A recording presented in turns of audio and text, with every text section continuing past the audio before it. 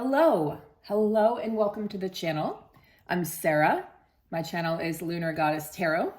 I will be your intuitive guide, your reader, and maybe your comedian today. So we're going to do a check-in with the collective energies. I sometimes focus on the divine feminine, divine masculine, but I welcome star seeds, light workers of all kinds here on the channel. And we're literally sitting in the middle of eclipse season. So we had the solar eclipse in Scorpio on October 25th. We're traveling towards the lunar eclipse in Taurus, its opposing sign, on November 8th. So if you are a fixed sign, this is going to be affecting you even more strongly than it would be affecting a non-fixed sign. So take a look at your astrology chart, see if you can find out if you're a fixed sign or if you have fixed signs in strong placements, not just your sun sign, but your rising is very important, especially in whole sign astrology, as well as your moon sign. And I would even look at your north and south node because this set of eclipses is sitting on the north and south node axis. I'm offering personal readings for the eclipses, how they will affect you personally, not just love, but career and mission and purpose, and everything in between, friendships and luck and love and joy and all of those wonderful, amazing things. So we'll talk about all of that and how you can best utilize the energies of eclipse season.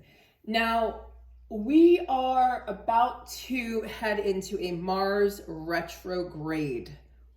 I will talk about that in a future video, but we might tap into it a little bit here. So I offer personal astrology readings.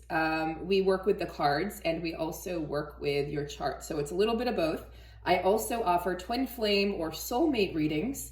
Now keep in mind that I am a reader who's detached from the label, and I am going to read to empower you. So I am not a reader that's going to be like, oh, your twin's doing this and that and this, because that can set you back. That will keep you stuck. I am here to help you get unstuck. And I also offer, I have Patreon, so that's another fabulous way to support my work. I have 2 different levels that I offer, and I will be posting, it might actually be an audio or a video this time for the full moon, lunar eclipse in Taurus, combined reading with the solar eclipse in Scorpio. I was called to do them together. So I'll be posting that shortly, and then I have extended readings and many other offerings over there. We have an upcoming program, which we are going to launch in January 2023. We will begin registration probably over the next month. So stay tuned for that. We will also be starting an email list for anyone, any prospective, anybody who's interested in joining. This is not going to be like the previous programs where there was a focus on the twin flame journey. This is a program, if you're on the journey, absolutely you're welcome. If you're a light worker, a star seed, you're welcome. We're going to have a lot of information in this course. It's well-rounded. We're going to look at empowering the divine feminine or the divine masculine if he or she chooses to join as well. We're going to look at your mission, your purpose, as well as stripping back the layers of what has been holding you back, looking at the shadows, using the written word as a tool, using guided meditations, using the power of group think, the power of being a part of a group to heal, to be able to really honestly look at oneself and to understand the journey better. Why did this happen this way? Let's look at this. What is this teaching me? How is this serving me? And really, so if you're in any sort of victim mentality, we're going to help pull you out of that. Or if you just feel like you're stuck creatively, and there's blocks, we're going to look at those blocks and why they're there, but it's all about you empowering you. And we are there as guides and mentors and teachers. So we're super excited about this. Our hearts and souls are in this. And we're going to have guest speakers come on as well to assist and guide us. And I can't explain how excited we are. This is so in alignment for us.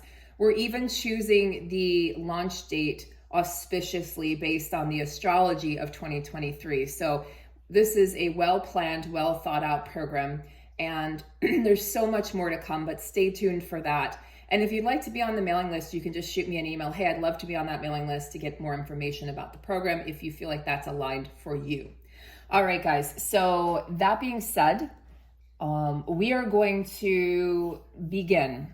Now, I feel intuitively like the feminine is still in this arena of expansion. As the feminine expands, the masculine cannot contract, okay? It's not like, well, we're opposites, right? So the feminine expands, the masculine contracts. Not necessarily. As the feminine expands, the masculine has no choice but to follow.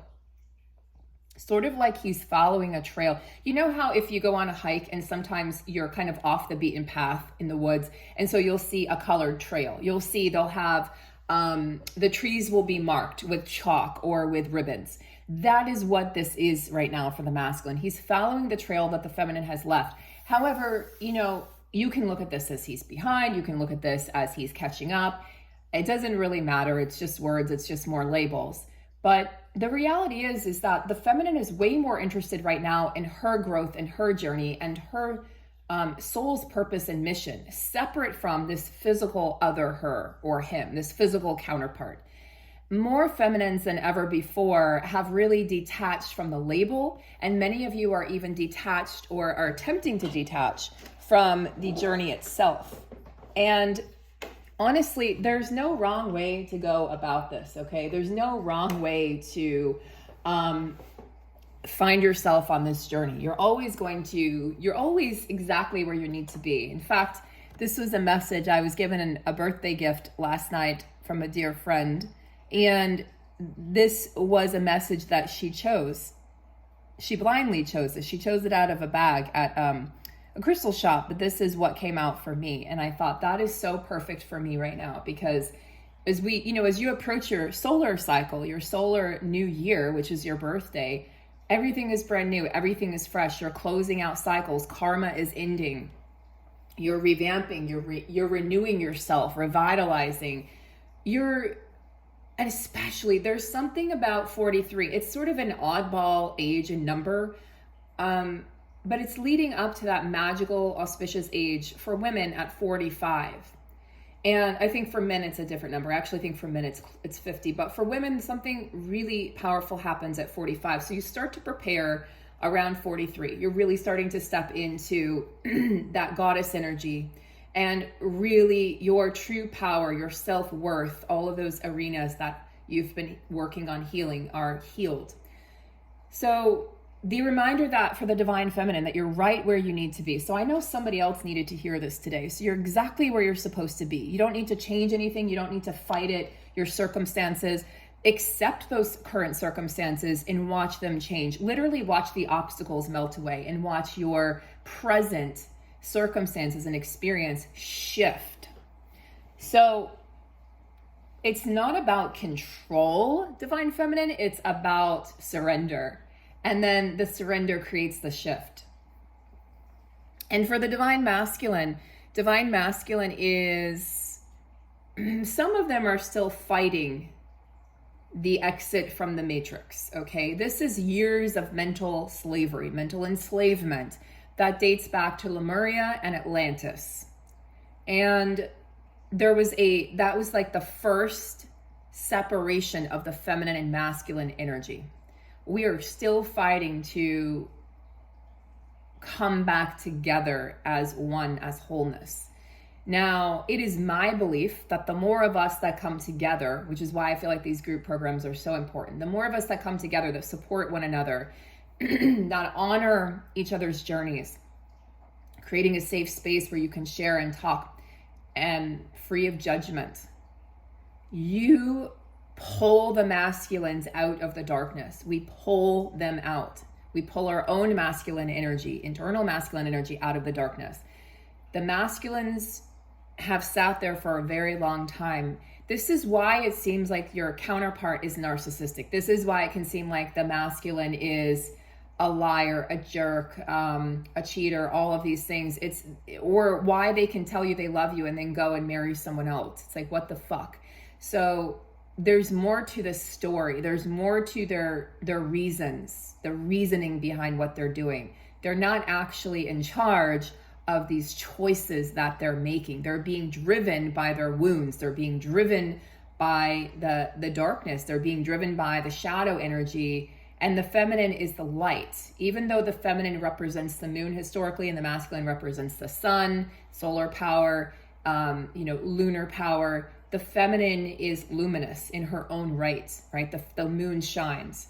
And the feminine uncovers the secrets. She's like a sleuth. She uncovers the secrets and the mysteries of life and of the masculine.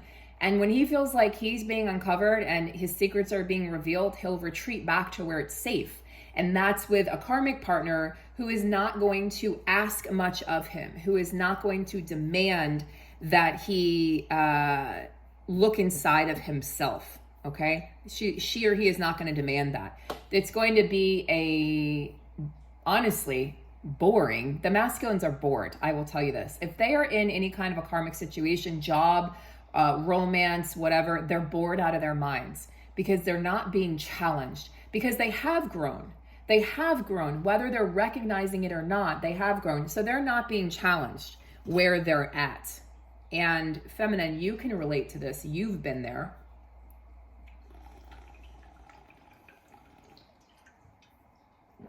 Sorry, I don't know why my water bottle makes that annoying noise. I apologize. All right, so let's get some cards here for the masculine.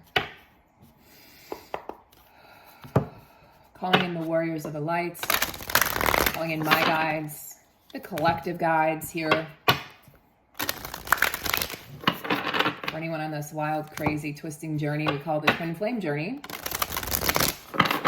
the ascension journey to wholeness, a journey to the light. I prefer the journey to the light, but it's whatever resonates with you. It's just a label, guys. The soul doesn't care about labels. Soul doesn't care if you marry your soulmate, your twin. Soul doesn't care. The soul's like, or your friend. The soul's like, the soul is constantly choosing joy over everything else, constantly choosing love. Joy is our birthright. Anahata, heart chakra. All right, balancing, opening, healing, right? Retrieving the energy that may have been stifled, that may have been stuck within that heart chakra. The heart chakra is sort of like the middle chakra. So it's not a lower chakra. Some people acknowledge it as an upper chakra. It's sort of, for me, sits in the middle. It's this perfect balance point in the body and also, soul-wise, connecting us to our truest self, our highest definition, version of self that we could possibly retrieve, that we could possibly embody. And when the heart chakra is open, we are living through joy. Joy is what we experience. When the heart chakra is closed, we feel stifled, we feel stuck. What's interesting about this journey is when you try to, in anger, push the counterpart away, the feminine can end up feeling stuck and stifled, and like her creative juices aren't flowing anymore because you're literally pushing away part of yourself. So I think it's high time that the feminine, who is sort of on this self-discovery journey of independence and autonomy apart from the counterpart, who has maybe even resigned herself, like this doesn't exist, this isn't real. Because I've grappled with those things myself, guys. I'll be honest. I'm going to be transparent fully. I have grappled with that this entire year. Is this real? Is this actually of the light? Is this of the dark? Okay, is this an evil journey? Why so much pain? And yes, I have an explanation. I understand the purposes, the reasons. But I think it's important that we look at this from every angle so that if there is a coming together, if there is a reunion, a mass reunion or unions, we understand, we have already, those doubts and fears have been dealt with. And then when the masculine arrives in that more pure healed form, okay, when they've examined their shadows, gone through the karmic experiences, that there's a pure conversation flowing, there's a pure energy between the counterparts, and you can do the work that you came here to do, because truly, this is not about the 3D romance, the happily ever after. that's all secondary to healing this planet and healing humanity and helping others, showing others. The purpose for the romantic connection, in my opinion, is to show the world what unconditional love feels like and looks like. And if you've ever had the pleasure of being in the same physical space as your counterpart, you know, in a public setting, you know that you will get looks. You will feel the looks and sometimes the daggers of people because they're jealous, because the love is overflowing. Your cup overfloweth. And they feel this and they sense this. And people will go, wow, how long have you guys been together? And you're giggling. You're like, 2 hours, or like, I've only, like maybe you've met 5 times and you've known them for 12 years or something, because that's the twin flame journey. But people feel the love. They feel the intensity. They feel the energy. That is what this world needs. That to me is a true purpose of the romantic connection. It's not about marriage. It's not even about the white picket fence. Do I think it's about children? Absolutely. Because if you co-create with your counterpart, those children are crystal children. Those children are pure. Those children are gifted souls coming here to carry on the tradition, who will then meet their twin flame, and so on and so forth. So yes, I think children are a big part of this for a lot of counterparts. But I also feel like, you can go through phases where you don't feel your counterpart. You can go through phases where you have that block where I don't even dream about my counterpart anymore. Like, it's very rare. I don't feel him. This is the phase that I'm currently in. Many of you are currently here. I don't even feel the collective masculine as much. I think we're being protected and shielded from what they're going through. So we have to look at this as divine protection. When the heart is open, you're open to possibilities. You're open to joy. You're open to experience life in a profoundly joyful way, divine feminine. You're open to your greatest potential, seeing people through the eyes of their greatest potential, seeing yourself through the eyes of your greatest potential. All in all, it's a win-win energy. Opening up those portals and channels to love and unconditional acceptance of yourself and of others, of the counterpart. So I think this is starting to come back online for a lot of people. Okay, let's take a look now. Examining the masculine energy, knowing that this is your inner masculine and your outer masculine, okay? Inner and outer, internal, external. As within, so without.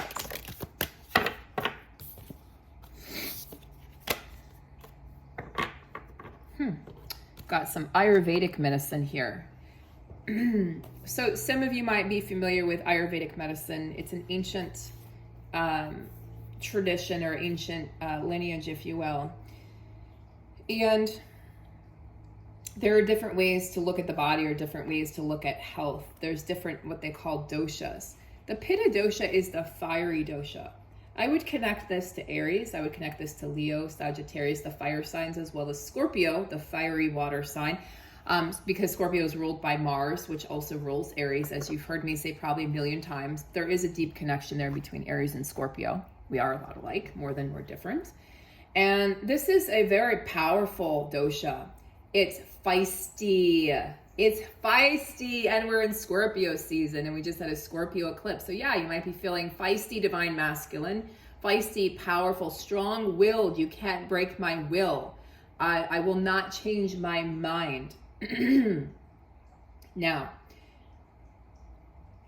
even though Pitta is a fiery dosha, it actually combines the elements of fire and water, as you can see here.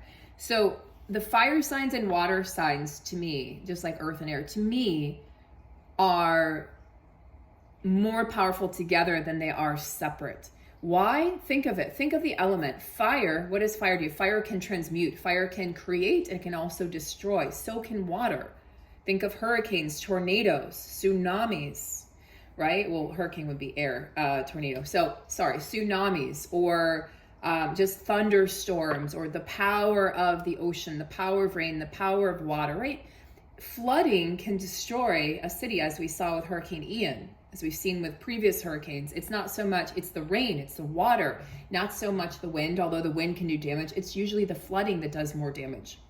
So water comes in different forms. We have water, we have, sleet, we have hail, we have ice. So we have these different forms. Water is very malleable, as is fire, and together they create the Pitta dosha. So this is an empowerment divine masculine. So the masculine is currently pulling from both the fire element and the water element, while the feminine is sitting here deeply residing in or reconnecting with her heart chakra. I feel like the masculine with this Pitta dosha activated is looking at goals, looking at the big picture, the long journey versus the short journey. Looking at, like, where is he focused? Is he focused on the task at hand? What does that look like for him? What is that? What is he hoping to create over the next, 2 years, 5 years, 10 years? He's also going to emerge as a leader. So we're going to see more divine masculine step up to the plate and lead from a heart-centered position, from a heart-centered podium, if you will, versus ego, versus competition, versus greed, okay? Envy, lust. They are eliminating, eradicating, healing, clearing out, thank you fire, thank you water, clearing out the egoic goals being replaced by the soul-powered or heart-powered goals. Masculine, you can transform this world. You can transform this world, but you have to remember, they have to remember to play. They have to remember to connect their inner child. And I think that's what the masculine energy tends to forget, because they're so busy creating. They're so busy being, quote unquote, the head of the household. They're so busy leading and making decisions and making sure that they're in competition with themselves. They're in competition with themselves from a year ago. They're in competition with their neighbors. They're in competition with their coworkers. That, grappling with their own insecurities, right? So I have to do things bigger and better than my neighbor, than my brother, than my coworker, etc. And what happens is they forget who they are. They forget what really matters. So they're being led back to what truly matters here. Okay.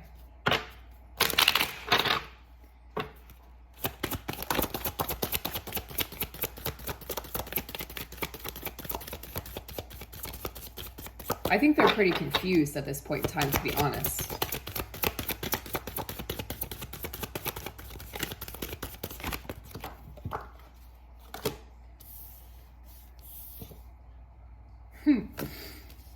Feminine, comfort, hearth, right? The house versus the home.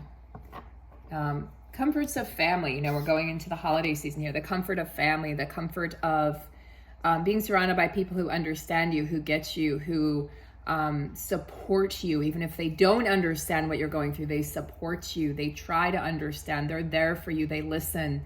They hear you. They see you. Feminine is that's really important to you right now, feminine. It's important to be in a place of comfort right now.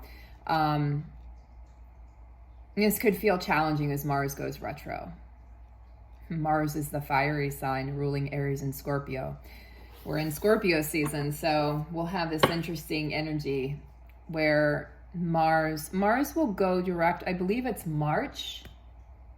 I'll have to double check my dates, but I think it's March of 2023. So very good time. March is a very auspicious month, guys, and period to move forward with projects. Not to say that you can't do that before then, but there's a lot of challenges here. This eclipse season, especially as a fixed sign, you probably don't want to try to launch anything or create something from this place, but it's better to look at your personal astrology too, because there's many other factors at play. We'll talk about all those things as they occur. Joy, music. So the masculine seeking out more joy,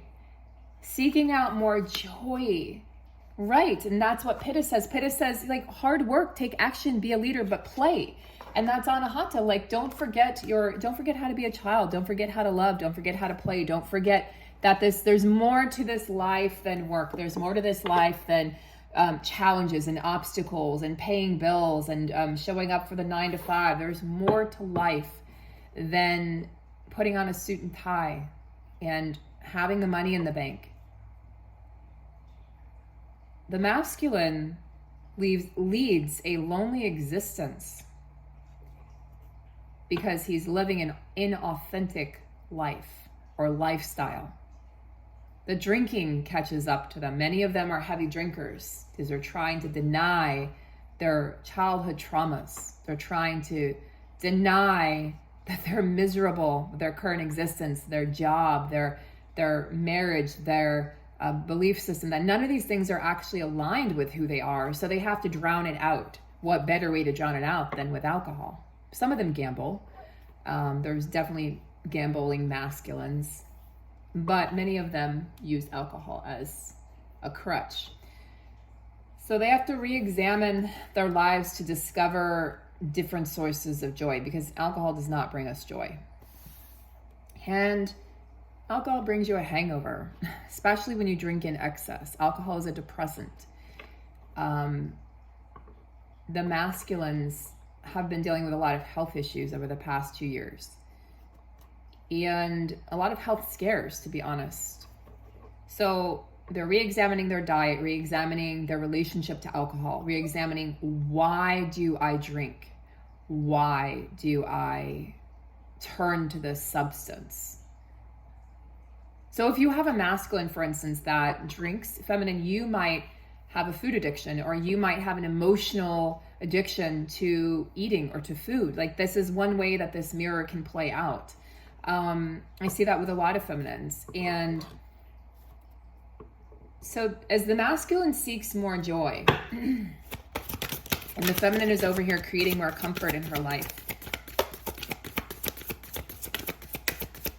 do I see a meeting point here for the counterparts through the end of 2022? Not really. There's too much you're working on individually. Look, if you're new to my channel, I don't sugarcoat, okay? I'm not one of those readers who's like, oh, you're going to get married tomorrow to your twin flame. That's not me. This is a story. It's a story. It's a journey. It's a long journey. It's not the short journey. It's a marathon. It's not a sprint. I'm not going to tell you something you want to hear. I'm going to tell you what you need to hear. That's my power. This is how I teach. This is how I guide, through truth. I'm a divine truth guide. It's part of my soul's purpose. My main soul's purpose is divine truth. So, like it or not, it's funny. People say they don't like it and then they continue to come back to the channel because you need it. You may not like hearing it, but you need to hear it, and it helps. And it might trigger, but it helps. Do I see the counterparts reconvening, to have a discussion in 2023? Yes, I do. We'll talk more about that when the time comes. All right, let's get some joint energy here. Gravity, groundedness. Yeah, grounding the connection into the physical. It's what we're really supposed to do. But the challenge is there because we're up against, look, there's a lot of forces in this world that don't want the counterparts to come together. So join me over on the extended. I'm going to do an extended here on Patreon. And what we're going to do is we are going to look at we're going to look deeper into the potentiality of 2023. We're going to look into this. What does this mean to ground the connection into the physical? We're going to look more into the healing of the feminine and masculine, and also for those counterparts that are in separation, what needs to transpire in order to shift and move things forward. Not just to come together in the physical and have that reunion, but so you can creatively move your life forward, so you can step into your next passion projects or your next career or relocation, because many feminines are driven to do all those things but feel stuck. So let's get unstuck together. So over on the extended, we're going to look at ways to get unstuck. And we'll have some fun also with the reading, because I might get some messages from these masculines who are in this sort of limbo stage, or this stage of, they're sort of in a, it's not a hermit stage, it's, I would call it a stage of inaction, but not really hermiting. They're confounded by the journey. They're like, what the fuck is this? So they're discovering the truth in ways in which they haven't in the past. So this is like, okay, this is a journey. It's never going to end. I can't make it go away. I can't stop thinking about this person. What is this revealing to me? They're trying to deny it still. Okay, anyway, we'll examine that over on the extended. Yeah. They want us to feel sorry for them, but the feminine's not feeling sorry for them. Okay, we'll discuss this more on the extended, guys. I will see you over there. And if not, I'll see you on the next video. I'll see you private reading or in the group or over on Patreon. Thank you so much for being here. And if you wouldn't mind just liking, sharing, subscribing, those are all gentle, easy ways, fast ways to help boost the channel and help people find my videos. And that's the way YouTube's algorithm works. It's a great way to support any content creators, by the way. And thank you for being here. Thank you to my incredible moderators, guys. I'll see you in the next one.